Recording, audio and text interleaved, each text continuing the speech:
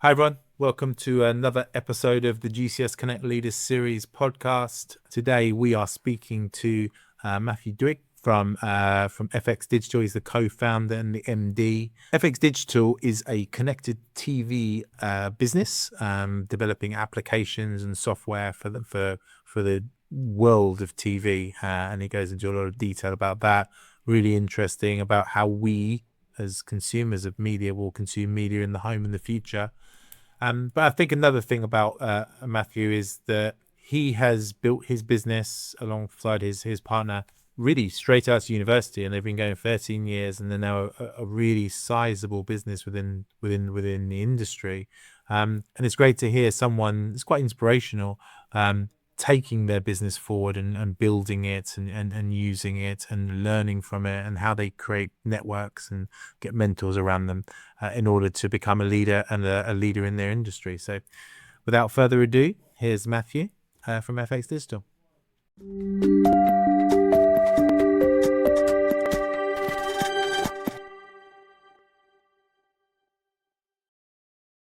Good afternoon, Matt. How are you? I'm good, thanks, Dave. How are you?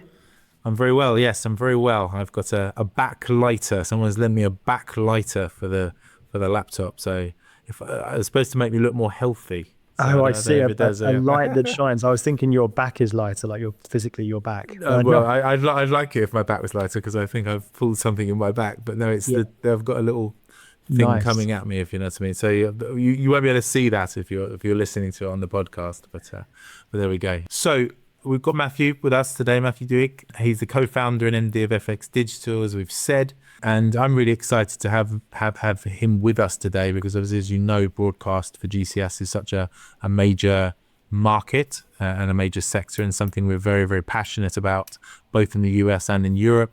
And Matthew is one of the leaders. We always like to talk to leaders within our network, and one of the leaders within that particular area and sector. We met, didn't we? We first met like face to face in Amsterdam, didn't we? When we were at the RDK seminar. Yeah. That was obviously a big broadcast seminar, wasn't it, Matthew? Do you want to give a bit more detail on that? Because obviously the broadcast sector is so exciting at the moment, so much stuff going on. So that was a big event in Amsterdam, wasn't it? Yeah. So our place in the whole broadcasting world is connected TV. And that really is quite a broad, fragmented world that incorporates many different devices like smart TVs and streaming sticks, and also set-top boxes. And RDK, and specifically RDK V or RDK Video, is essentially the RDK kind of set-top box, I guess, competitor to what is Google TV and the Android set-top boxes. And that conference itself was just a place for us all to come and connect, all the people that are involved in the RDK community. And I think this year I spoke on one of the panels, which was a lot of fun, about our use of Lightning and the technology we use when we build applications for the RDK set-top boxes that are being used by the likes of Comcast and Sky. Yeah, and it was, I think that the Amsterdam one, what's it called? The main conference? IBC, yes. So that's a huge, like many tens of thousands. Yeah, people. IBC is our Glastonbury. So, yeah, that's right. Yeah. Once a year we all go over to Amsterdam and go to IBC, and it's a conference that is over the weekend. So you're in a conference hall for like 3 or 4 days, speaking to partners and potential clients and all sorts. But it's another great opportunity for everyone in the industry to kind of meet in the same space and connect. Yeah, that's right. And then RDK, which we're both kind of partners of and members of their community, which we've talked about quite a lot in the podcasts, is we do a spin-off event, but it seems to be getting bigger and bigger every single year, doesn't it? This one was... It does. This one was great. And this year there's actually one in London. I can't remember the date. It's coming up in 2 or 3 months' time. But I'm really excited for. So yeah, it's a good community. So for those listening, obviously me and Matt were out there. We're leaders in our business, but we're still there, pressing the flesh, meeting customers, seeing how we can get business going. It's very important to do, isn't it? As a leader, it's kind of leading from the front, but also it's the most fun part of business, isn't it? Like meeting you was great fun. Sharing stories. We both run businesses. It's a good part of business, isn't it? Yeah, it's probably my favorite part of it all, to be honest. Like, I've always been someone that's preferred to be out there meeting people. As my role has evolved over the course of the 13 years we've been doing this. When I started the business, I was very much a developer. And my co-founder was a designer, and it was us. We were kind of like a design and build shop. And over the years, I've evolved from that into someone that's more focused on business admin and, manage the finance and HR and all that kind of stuff. And then eventually recruited developers that were way more capable than me, and have over time moved into the role that I am now, which is managing director, very much lead and support the leadership team in the business and support our clients with their kind of strategy when it comes to connected TV. But the one thing that's been consistent throughout my entire time at FX has been that I've always been out there meeting people, going to conferences, making connections, because it's super helpful. I don't think you can build a vision for a business or be a visionary person if you're not out in the world experiencing and exploring. And I think that's really interesting, because obviously your journey, as it were, was also you really growing up into the business. Because I think, again, if you're listening to this, Matt's one of our younger leaders that we've spoken to. I don't know. I'm not going to ask you exactly how old you are, but I'm going to guess it's like mid-30s or whatever. Maybe there we go. Much younger than me. But you started this business pretty much straight out of university, which I think you were at University of Southampton, weren't you? So we don't really get a lot of people that we speak to like that. And that's obviously you had your co-founder, and it's obviously a sector I'm assuming that you're quite interested in, but that's something that lots of people don't do. And I guess even then you must have been aware that this is not something that people do. Well, it's not a path that's presented to you at university, really, or it wasn't when I was university. I think you had this kind of traditional path you were encouraged to follow, which was, going to uni, and then you apply for roles, you get maybe a summer internship somewhere, and you go into it like that. I always had the kind of like the burning desire inside me to want to do my own thing. I don't know if it was for any particular reason other than just I was super passionate about it. And the reason we set the business up actually is because my sister started, she opened a small shop and needed a website for that shop.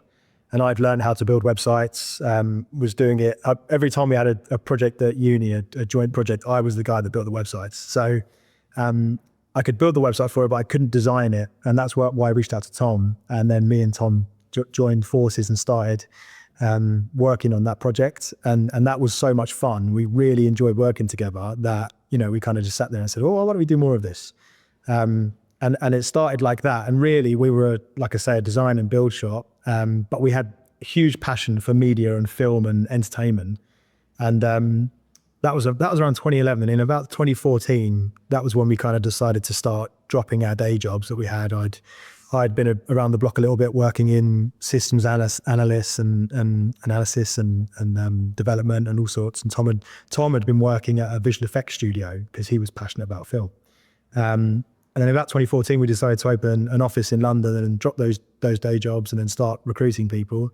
And it's around 2015 that we then kind of stumbled into this world of TV that we're in now. A good friend of mine now actually was the person that I met at a coffee morning. And this is to the point of being out there in the world. I went to a random coffee morning just because I felt like going and grabbing a coffee and meeting some interesting people. And I met someone there that had previously worked in the industry and kind of just suggested that I take a look at it. It's something that's quite interesting. And that at the time we had a small R&D team. We were about a team of 8 people at the time, and we had 2 of those in R&D, one which would have been an intern. And I kind of threw it to them and went, oh, just take a look at this TV stuff. It looks quite interesting. There was an open source framework at the time, BBC TAL, TV application layer, that I kind of shared with them. And then they just kind of built a concept basically. And then over the course of the next 3 or 4 months, we grew a bit of an understanding of it and then started pitching for projects with it in TV. So yeah, it kind of, and that kind of sparked off the journey to where we are today. And obviously today we're about 70 plus people. We're still recruiting now, working with some of the biggest media and sports brands in the world, really, including the likes of ATP Media, BritBox, the BBC. So yeah, really, really interesting and exciting journey. But it all started at uni. It's amazing. It is amazing. And I think I know we have a wide range of people kind of who listen to us, and there will be students and people in their early 20s that think, I just want to go for it. I've got an Yeah. idea, or I don't. It sounds to me like you kind of didn't even necessarily, or you kind of got the idea 4 years later, right? It wasn't like Yeah. you started, right, okay, we're going to build this type Yeah. of business. You just Yeah. said, we quite like doing this. We work quite well together. Let's give Well, it a go. we followed a passion, and me and Tom always joked, and we still joke today that we could be sweeping floors and we'd be passionate about it and loving it, and it's just that collective passion, and it's a very important part of our culture today. Actually, like we recruit for that passion, and as a result of that, the environment in the office, the environment digitally over Slack, and how we collaborate is all driven by passion, and I think that I think is super important. When we started, like we weren't going out there to create a business based on an idea. We were creating a business that allowed us to work together and be passionate doing it. And then naturally we fell into our niche, basically. Interesting question for you. Interestingly, within GCS, we also say passion is the one thing that we're really looking for. The reason I say it in recruitment is, let's say we're working for and representing FX Digital, right? You want to see me as a passionate person because you want me to be passionate about FX Digital so that I can take your brand out into the market and you're thinking this is a good representative of me. So we always try to look for people that have that passion. How do you identify that? I'm just interested in the kind of an interview kind of thing. It's a great question. I mean, it's a tough one, really, because I'm sure there are more scientific ways of approaching it. But for me, you get a sense for someone's passion when you're talking to them. You see that little sparkle in their eye. You hear them dropping little comments about things that they're exploring, like maybe it's the latest technology, or I don't know, maybe it's interesting news they've read about, tech or the media space or whatever. And they're just excited for it. They're like, even the body language they're using, right? Like how they're holding themselves in that room. Like you can get a sense for whether they're super excited by the things you're talking about. But yeah, like I said, there's probably more scientific ways of figuring it out, but that's kind of how we've done it over the years. Yeah, there's probably some sort of AI tool that can work out passion and a grade. I always like to ask them what they're passionate about, because people generally aren't so passionate about recruitment. I find, I'd always be lying if someone says, yeah, I'm really passionate about recruitment. I was like, no, you're not. Maybe when you get the job as a recruiter, then you might become passionate about it.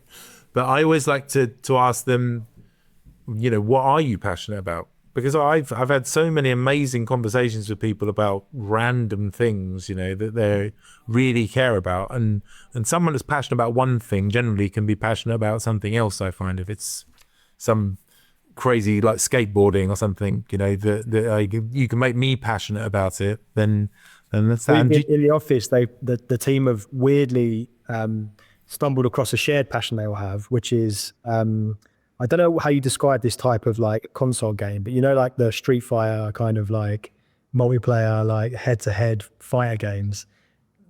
Suddenly we've all realized that there's loads of people in the office that are passionate about it. So like on Wednesdays or Tuesdays, I think it is, after work, we get the PlayStations out and everyone's like fighting each other on these games. So it's weird. Like it's not just the work that people are passionate about here. It's other stuff that just is kind of adjacent to what we do, but having those shared passions outside of the work that we do contribute to creating really healthy teams as well that deliver great project work. So yeah, all works quite nicely. And that sounds like you've got a great culture there, and that's the sort of thing that's organic. Let's all play PlayStation together is not something, if you said to your team, right, we're going to have PlayStation nights on Tuesday, everyone would be like, I don't really know. But if you've got a great culture, then people will say, why don't we all play PlayStation together on Tuesday night? Culture has changed. How we develop and manage a culture has changed quite a lot as the business has grown. Like when we were really small, we felt like the culture was me and Tom, right? Like me and Tom, we didn't say what the culture was, but our personality shone through quite heavily. And as the business has grown, the impact of our personalities, whilst it remains, is much less than what it was before. And the way that we manage and maintain and grow the culture now, it comes down to things like rituals. So, every Friday, for example, I do a shout out to the team where I collect feedback, and then on Slack, I do a post that says, here's the key things that have happened this week, and here's who needs to have a light shined on them. That's one of our rituals. But it's also what you tolerate. I think if as a business you tolerate things that go against your culture, unless you nip them in the bud or make changes, then it will dilute the culture. So yeah, it's weird because, like I say, day one the culture was how we behave and what we do, and now it's how we manage it and what we tolerate and our processes, systems, and rituals. So I want to go back to the growth of the business and just understand a few of you talked there about people not following the rituals, not following the culture that you've got. But obviously, what are the key challenges that you've found as a leader of the business? And I want to try and frame it maybe in a way that, as we've spoken about, you coming in with no real business leadership experience. This is almost like your first job, do you think that's changed the types of challenges? And if so, how have you dealt with that coming into it as a more, as a younger leader? Yeah, definitely. I think the way we've managed the team over the years has changed as we've grown. We were definitely naive, very early on. I think one of the biggest learnings, I think, was when we got to about 20, 25 people. We realized we were still trying to manage the team as if it was 8 people, and we were trying to solve everyone's individual issues and problems. And it was around that time that we recognized that as leaders in the business, we have to push back on our management team and go, hang on guys, stop bubbling this stuff up.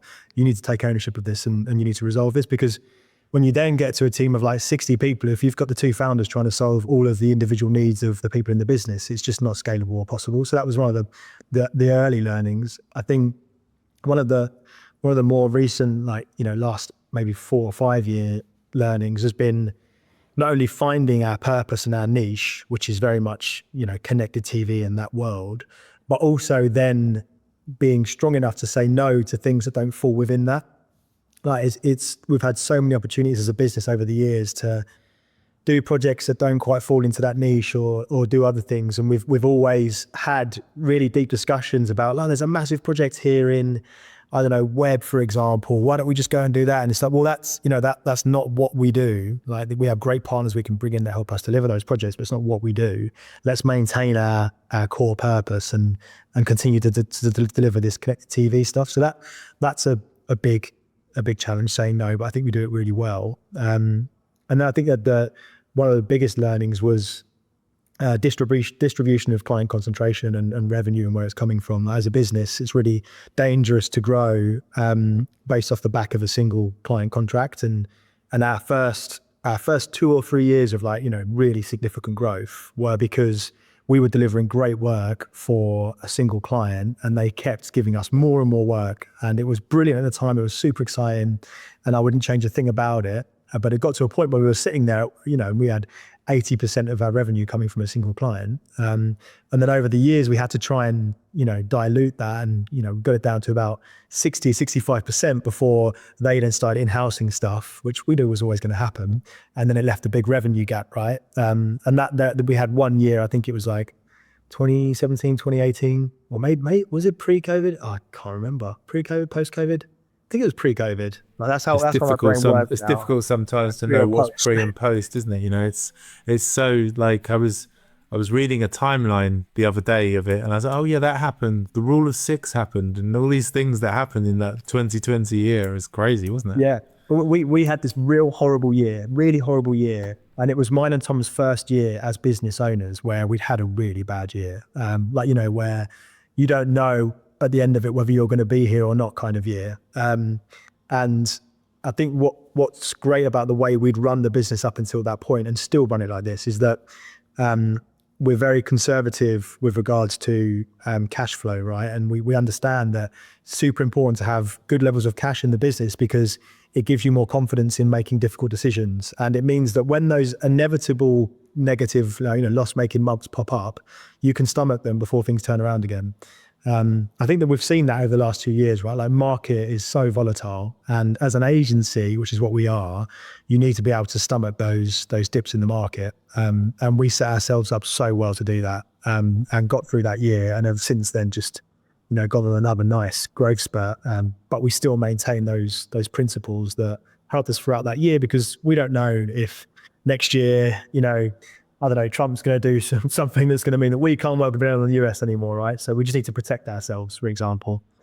And when you've been through this journey, is that something that you've had to work out? I'm sure you have had to work out from mistakes that you've made along the way. But have you used mentors? Have you gone out to people? Have you had people around you that have helped you with that? Because what you're talking about there is wisdom, right? And generally, that's wisdom that people learn from others.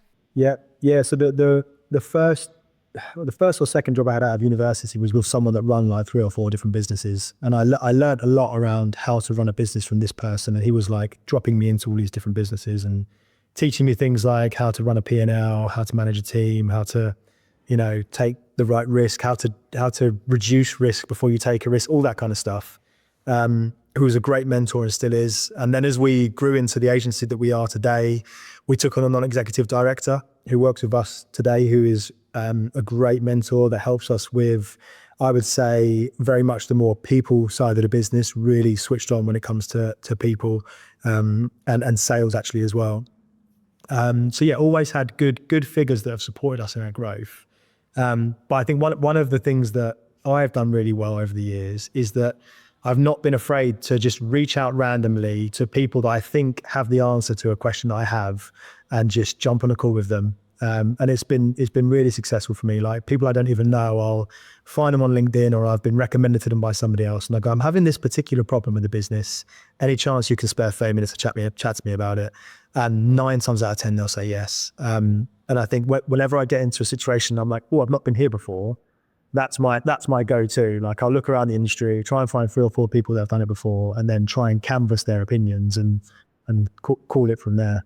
And that goes back to that whole networking piece, doesn't it? As leaders, you meet people, you go to these events, you go on meetings, you get to know people. It's one of the reasons why I do this podcast, to kind of, meet interesting people that might help me in the future and that I can learn from. And I think that's something you can't learn, and it's just something internally within you. So let's move forward. Obviously, we're talking about FX Digital. It's a very exciting business. I mean, you've talked there about the culture. One of the things I love about the culture and the way that FX presents itself is it's one of the few businesses I've ever been in where it's got like the engineering lab.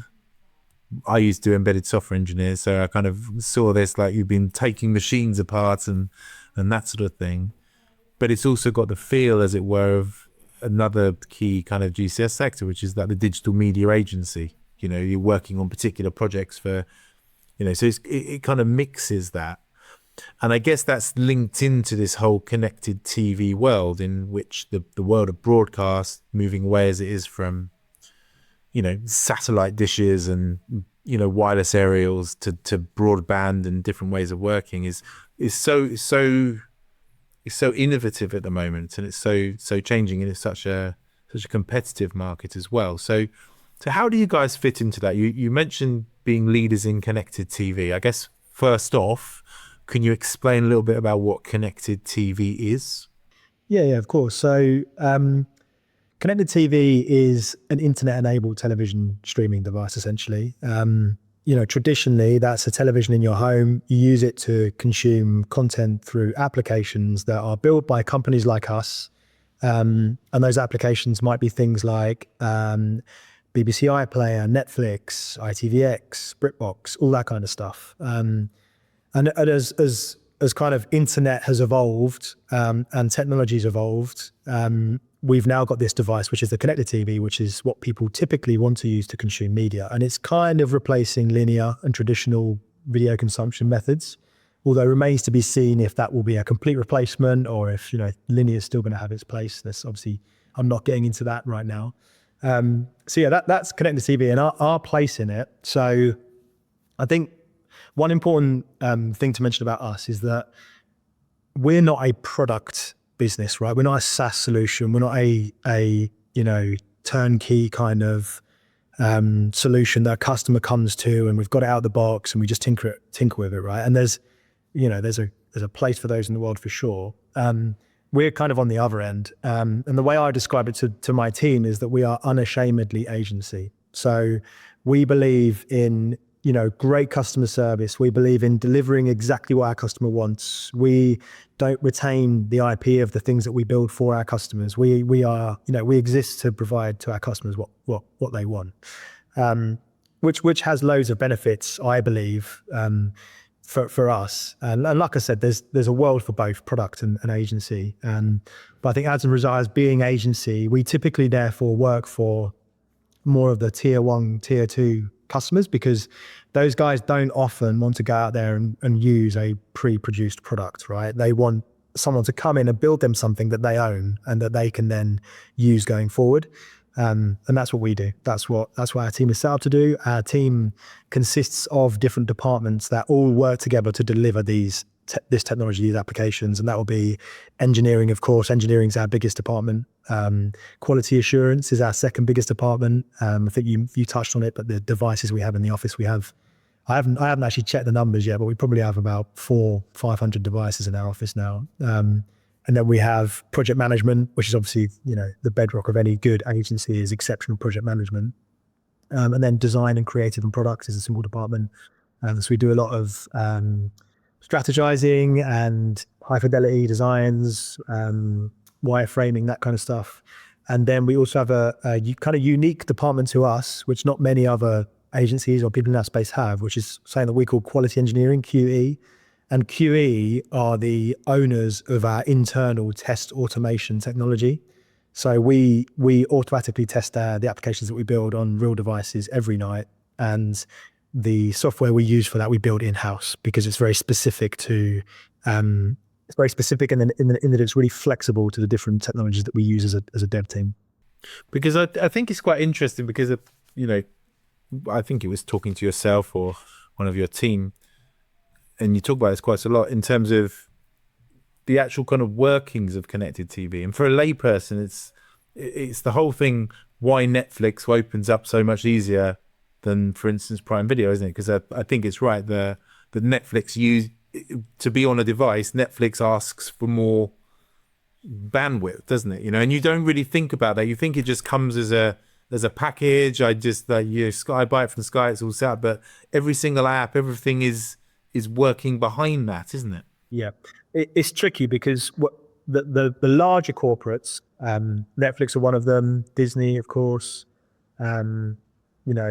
they have the ability to deploy onto TV devices applications that are written in a way that we're not able to, or an approach we're not able to use as people that just don't have those relationships with Samsung and LG and all the rest, right? So I think a great example, if you look online for Cobalt, which is the open source kind of lightweight runtime environment or browser, for want of a better word, that YouTube runs in. The way YouTube handle things is they go to vendors and they say, here's Cobalt with YouTube in it, please install it on your device, right?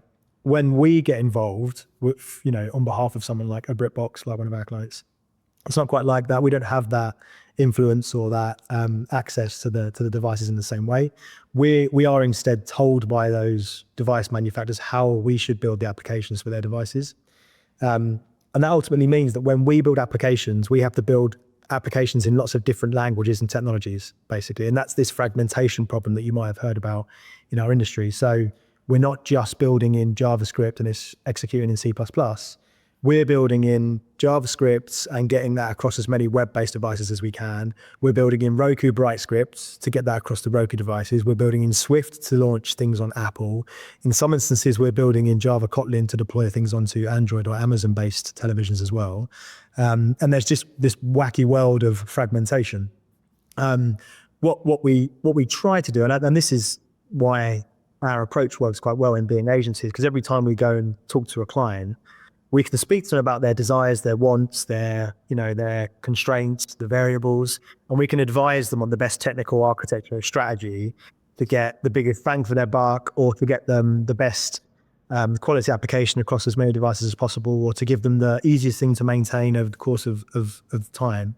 And that allows us to cover that strategy. And that might be, for example, that when we're building on web-based devices, we use a framework like Lightning.js, which is a WebGL-based framework and allows us to deploy applications across a number of different devices, which all have different browsers and are rendering things differently in a really consistent way because it's using Canvas, not CSS. So we might use Lightning on those web-based devices. And we might say to them, well, budget sensitive or timelines are short. So let's take that same web-based application and also deploy onto Android TV and Amazon Fire TV. And that gets us a lot of coverage with a single code base. And then we go, right, if you want to be on Roku, it is BrightScript. You just have to accept it.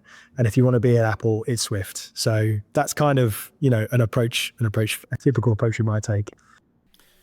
And when you're working with these fragmented technologies, but you're also working in a world that's moving so quickly, like you said, we just said, like, we're moving away from satellite dishes and aerials to more internet, but that's a very new thing. That's a kind of 18 to 24 months thing that it's really, really kicked into the home, right?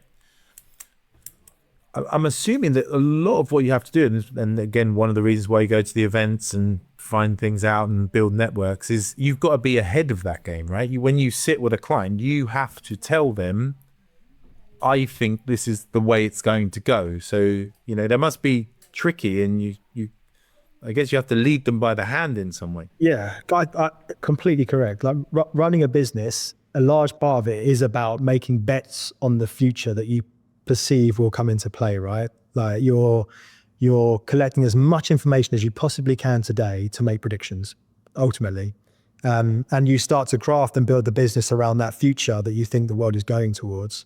Connected TV can be really difficult to do that because a lot of the manufacturers are super closed down and secretive about what they're doing. And we're in this world where it's really fragmented and there's a lot of conversation about, is it going to consolidate? Are we going to end up with just, everyone's using Google TV?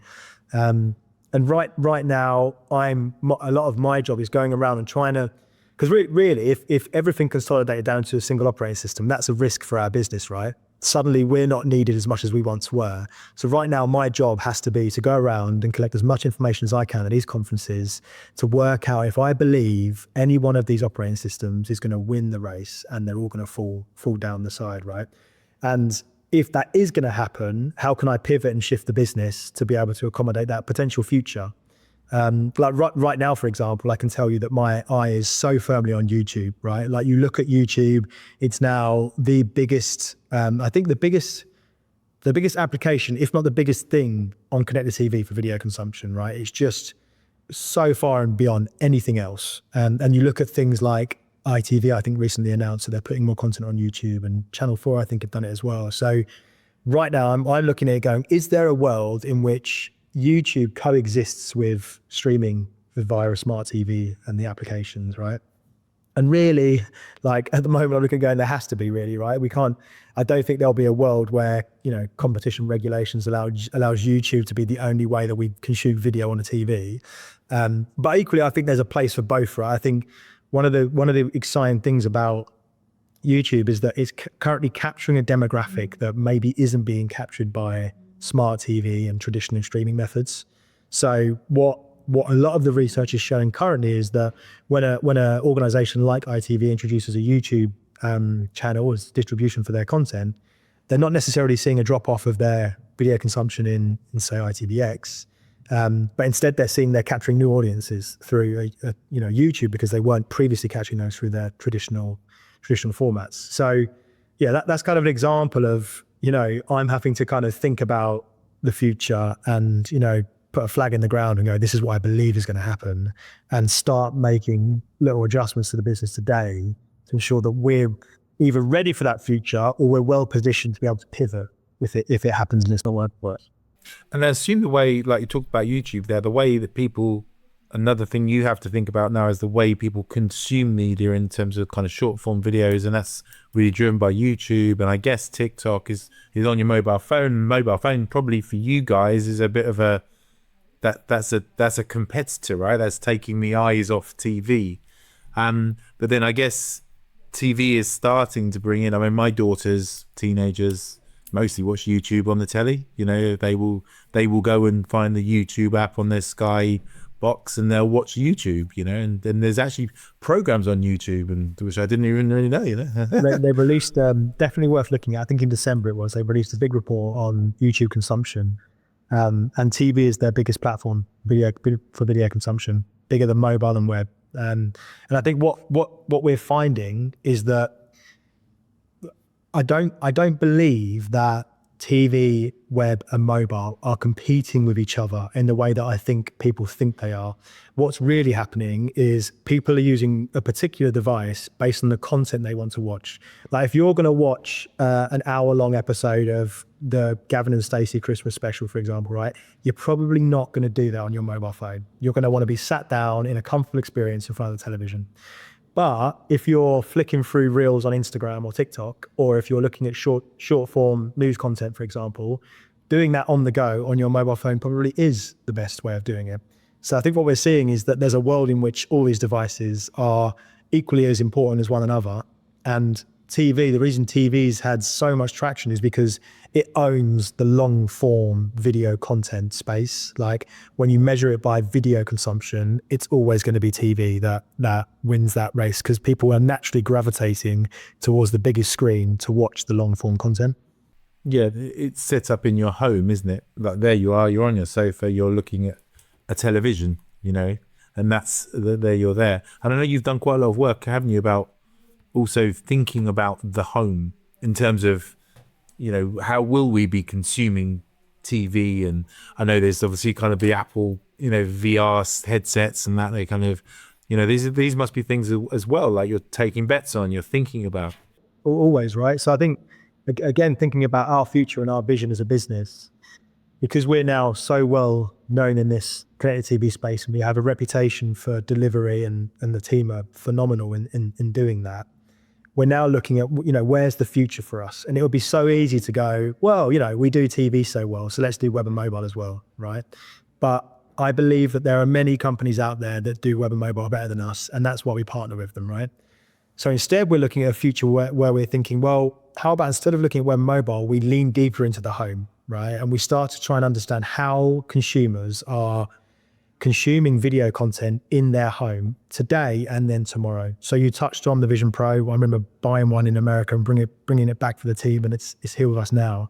And we do a little bit of work on the Vision Pro, although it's, you know, it's got a little way to go before it's got that. It must be great for you, Matthew. You can buy all these things and say it's business. It's business. It's, yeah, I need to buy this. I need to buy this really cool TV for my business, you know. It's funny actually, because I the other day, literally, I bought a PlayStation, and I was like, I bought it because one of our clients, you know, requires us to build applications for PlayStation. And I'm like, it's good because I can buy one, but then also, you know, it might be fun to play the PlayStation every now and then. But yeah, so I am looking at that living room right now, thinking, you know, where's our place in it? Where's our place in that? And then beyond that, where's our place in that home experience? And CES has been really exciting to kind of like keep an eye on this week, because you're seeing what's happening to the television is what's happened to mobile last year, where there was a flood of AI into mobile, right? And all the different manufacturers started panicking and pushing more AI into their devices. Well, that's kind of happened to TV now, right? You got